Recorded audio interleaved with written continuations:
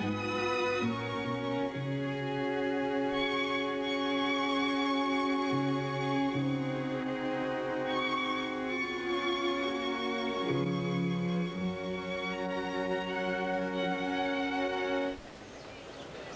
for a student of animal behavior, even more peculiar than its anatomy are its activities in the wild.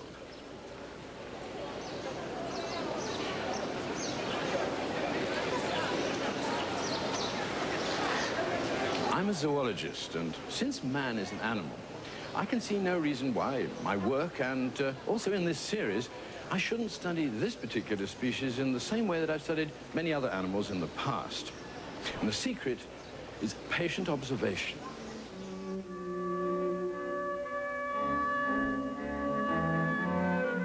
For me, the ideal method is to go out into the field and study humans in their natural environment, in the streets and parks, the shops and offices, the villages and cities, to analyze their natural behavior as it happens in real-life situations all over the world.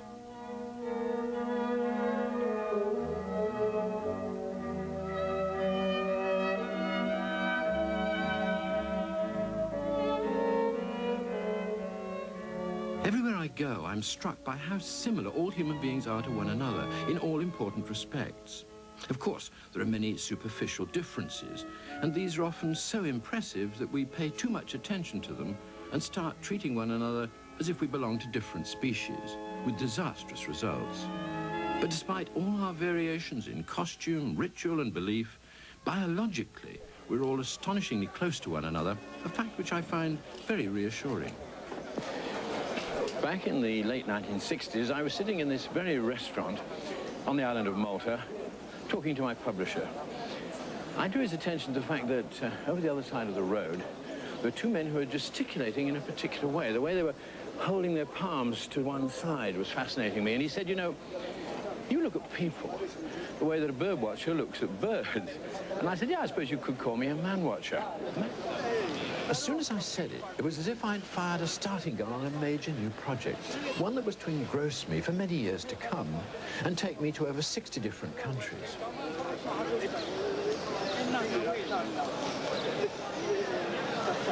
It was wildly ambitious, but I decided to make a complete classification of all human actions, gestures, postures, expressions all over the world. And this is going to take a very long time. I was going to do for actions what dictionary makers had done for words. I began making huge charts, naming every facial expression, every gesticulation, every movement, every posture. I kept at it for month after month. And 8 years later, I'd completed the work and was able at last to introduce people to the fascinating subject of human body language. One of the first problems I encountered was that even the simplest human action, such as the handshake, has countless variations. Sometimes it's reduced to a mere palm touch, as with these Maasai elders in East Africa.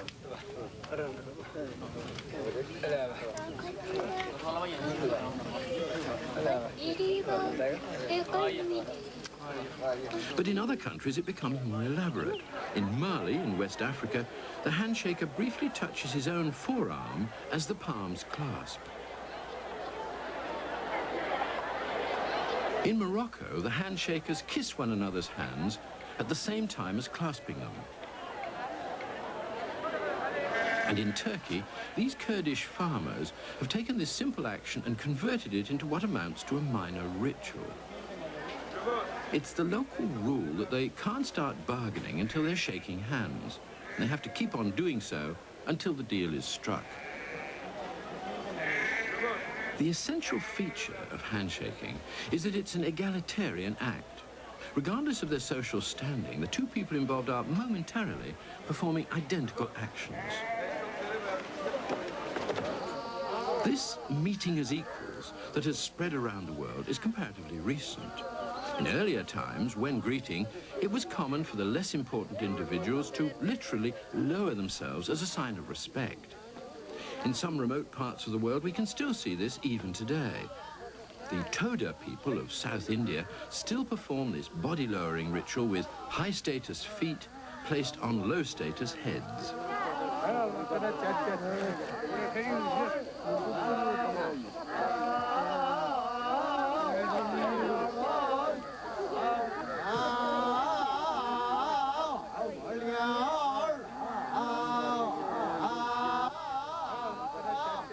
Despite their variations, all these greetings have one thing in common. They're all fine-tuned to the precise context in which they occur. So many gestures have different meanings in different places. You have to be quite careful how you use your hands when you're in a marketplace in a foreign country. Now, to me, this means everything's fine, okay.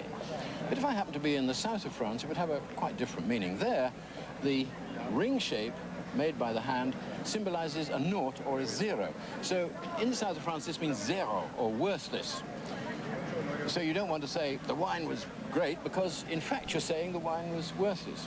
It gets even worse if you go to Sardinia, because there, the same gesture is an obscenity with the ring shape symbolizing an orifice. And if you think you're going to say that something is great in Sardinia like this, believe me, you'll be in trouble. There's another way that you can make mistakes with gestures as you move from place to place, because a single message is given in a different way in different countries. The crazy sign. How do you say to somebody, you're crazy? Well, here in Rome, you do this. But in England, I would probably do this, the temple screw, saying he's got a screw loose. Or I might say his brain is going round and round.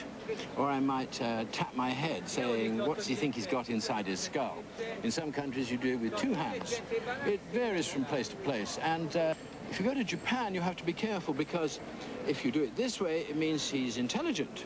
You have to do it in an anti-clockwise direction in Japan if you want to say that somebody is crazy. So all over the world, the same message is given in a slightly different way. One of the most obvious examples of this, and one of the most dangerous, is the insult gesture. This Turkish pedestrian displays his anger with the thrust of a stiff forearm, using his arm symbolically as an aggressively erect penis. A slightly more obscure insult is the cornuta, or horn sign, frequently seen in Italy. It implies that the victim of the insult is a cuckold, that his wife is unfaithful to him.